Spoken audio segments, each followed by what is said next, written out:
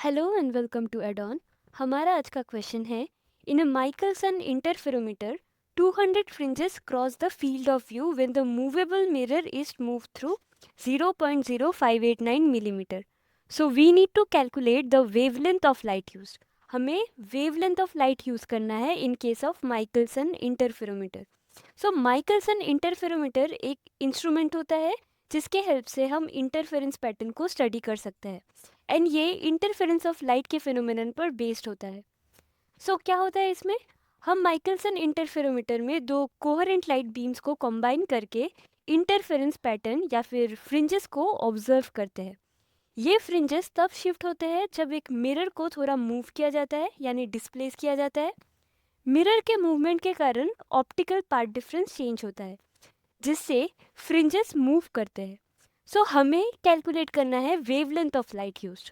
सो हम जानते हैं कि अगर मिरर को मूव किया जाए यानी मिरर को डिस्प्लेस किया जाए बाय अ डिस्टेंस तो फ्रिंज शिफ्ट होगा यानी फ्रिंज शिफ्ट हो जाएंगे।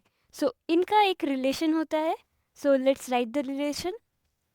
इन Michelson's interferometer wavelength of light and fringe count N जो डिस्प्लेसमेंट होता है, इनका जो रिलेशन होता है इसे हम लिखते हैं N lambda by 2। Lambda is the wavelength जो हमें कैलकुलेट करना है, equals to x2 minus x1। Okay, so capital N is the fringe count जो हमें गिवन है। गिवन वैल्यूज को भी लिख लेते हैं। गिवन N जो कि हमारा फ्रिंज काउंट है, that is given as 200 fringes. So 200 fringes cross the field of view. Then we have lambda जो हमें कैलकुलेट करना है and x2 माइनस x1 जो कि मिरर का डिस्प्लेसमेंट है, that is given as 0.0589 millimetre. Okay, and wavelength हमें calculate करना है। सो सिंपली हम इन वैल्यूज़ को इस इक्वेशन में, जिसे हम इक्वेशन 1 से डिनोट करते हैं, इसमें सब्सटीट्यूट करेंगे। So substituting the values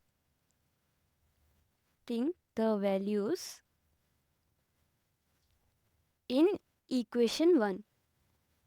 equation 1 में हम वैल्यूज को सब्सटीट्यूट करेंगे, then we can get our wavelength।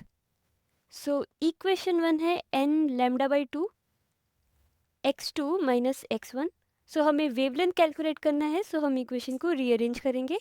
This will be 2 x2 minus x1 that is the distance यानी displacement of the mirror divided by capital N जो हमारा fringe count, capital N is the fringe count. So simply हम values को substitute करेंगे, then wavelength lambda will be equal to 2 into x2 minus x1 का value है 0.0589 millimetre.